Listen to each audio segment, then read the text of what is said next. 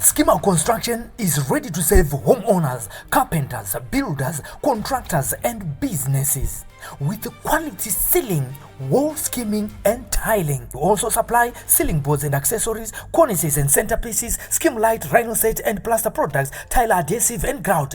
We also provide professional ceiling design and construction services for residential and commercial properties, from stylish modern ceiling concept to expert installation and finishing. Whether you are building from scratch, renovating, or upgrading your ceiling, Schema Construction is your trusted partner for quality materials, reliable workmanship, and impressive results. Contact us for quotations, prices, and bookings on the numbers on your screen, or visit us along Gweru Road, opposite Metro Pitch, behind Housted Brothers in Gweru.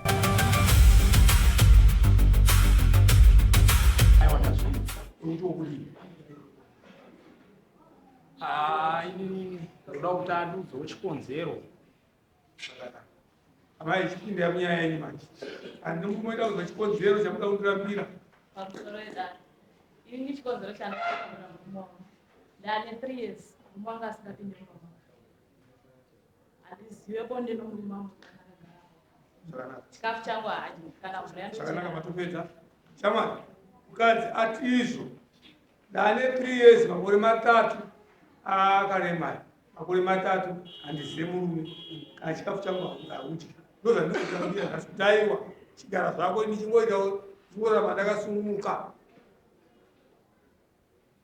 soro ishangamire kufunga nemukadzi uyu kutadza kupindirana kumba kwakaitikawo mushure mekunge tatadza asi aiwa titori nemwana ane 2 years ati 3 years yakwana here hadzina pamwe 2 years dzaropinda mumba 2 years alright nengo yakareba zvakati musati mapinda mumba mako andingangoti yakumorera zvakanaka mukadzi azvaudare manje inyaya iyoyo yegore iroro ati aiwa inini ndanopa bhuku rezvepamutemo unoti kudii pamusoro ishangamire ndigone bako kuti ndimanikidze iye aona zvakakodzerani kuti saka mukadzi auchadoka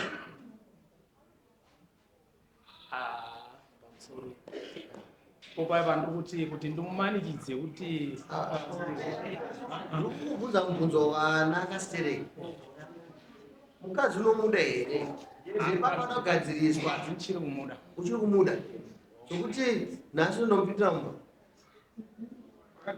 ozi uya kumba kwavo sadza ririko akuna here aisisi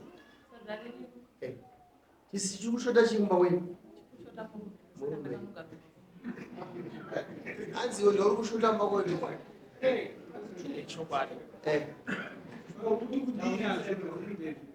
rekuti inini tinofanira kugadzirisana patiri kutadza kuwira taura paunaa iwe ndosiri kupindira mumba unofanira kutaura kuti chikutedza kuti tipinde mumba ndochinochinochinochi apo kugadzirisa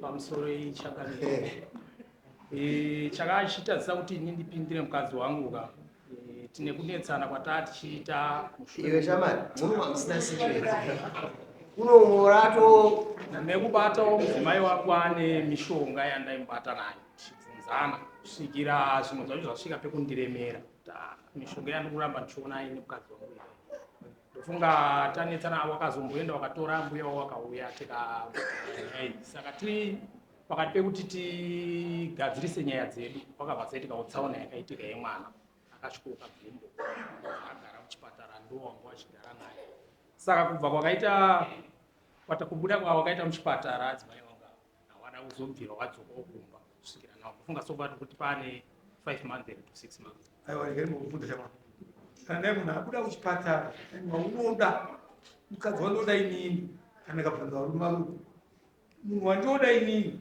abva kuchipatara handichamupindira mumba here. Nyaya yemushonga ndokuda kuti umanidze ungazi kuti umude iwe zvedu mushonga anosenza mushonga. Taura chokwadi iwewe. Wataura nyaya yemushonga ude munhu anomushonga anoziva mushonga futi. Uye zvekuti munhu akarasa mombe yake chimboti ufunga dzako wadzirasa. Hautsvage mombe yako here kuti dzorere mudanga. Warasa mombe inotsvagwa nani? Wakambotsvaga here mombe yako kwairi kwacho ndokwauri kugara iwewe nekwauruzira sei kuti ore mombe yako mudanga musina? Wakaita ichatsvagwa nani?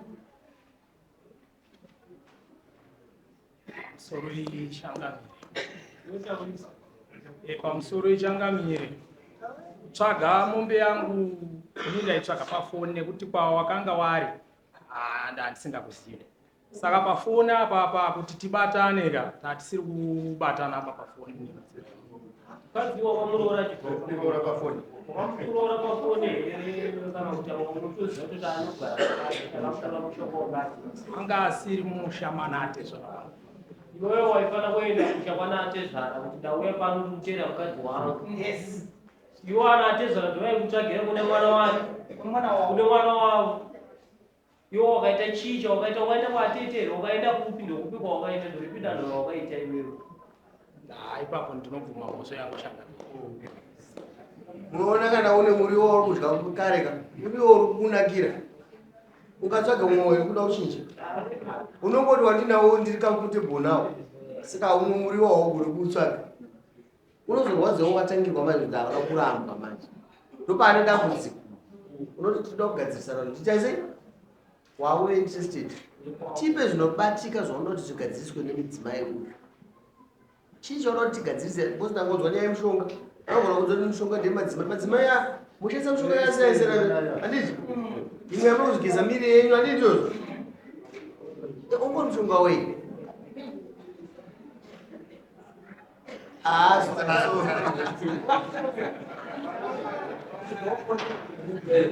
hauna nyaya handitya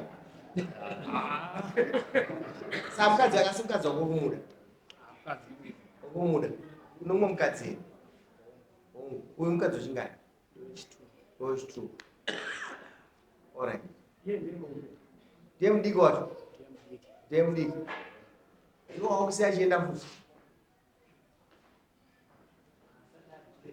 hausauri plese hapana munhu kuga pano mukadzi wako mudzi zvakuda zvacho zvokubeoregera wosukana usingatene mukadzi wako iwe ukaroora ane mhosva ndiani ndiwe saka kupira muro mukadzi wako roregere wada mukadzi wako umutore nasvine naye kuma mati amai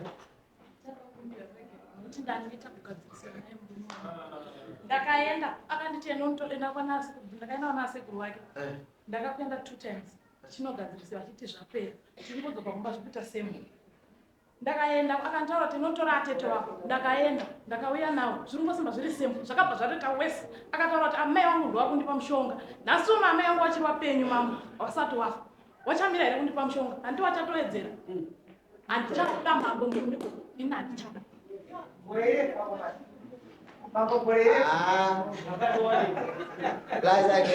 ndaimama ikabuni danda rajaira kugara richitsva rakazimwa manje rinoita sei roda kugara rakaona moto rogara batira saka mama ndakupai mukana kuramba mukadzi muri munhu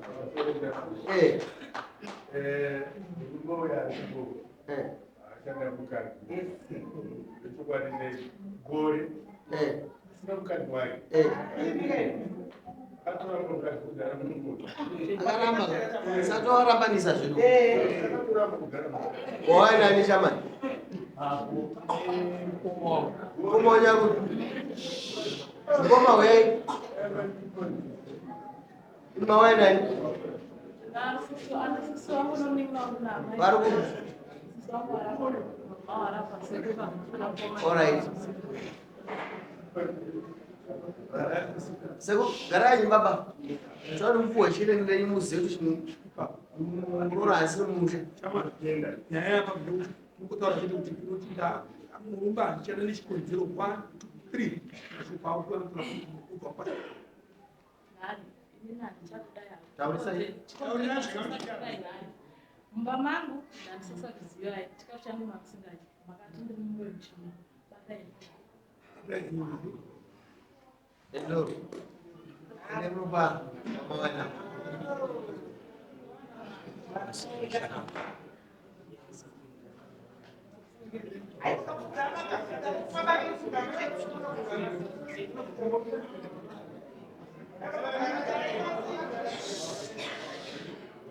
I'm sorry, couldn't say noise.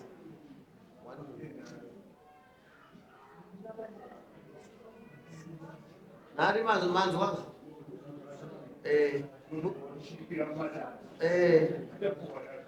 Mazitambira. Ndoda kuchengetwa mangwana pamwana udzokera. Akadzokera anodzoka kutora wodzoka naro kudai. Kuti hai mudzimai wangu ndafunga kutorana naye. Totendera kuti. Murora vanzu mudere naye.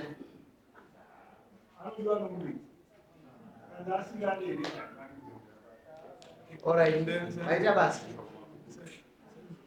Anotaura anzamani maisamba vona amashoko makukutu. Maisamba. Saka ainga vana kumirwo. Enda nosaina murume. Varume. Madzimai muri kuvaona mudare munomu. Bhaibheri rinoti hazvina kunaka kuti ugare woga ndinozvo. Asunungurwa nomumwe kana waakupenyera unotora.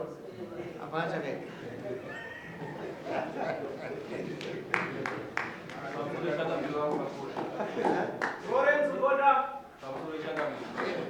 Nyaya kai. Nyaya akaita nyaya indiani. Popo adare nauyu. Tera yukumare. Chini chokora.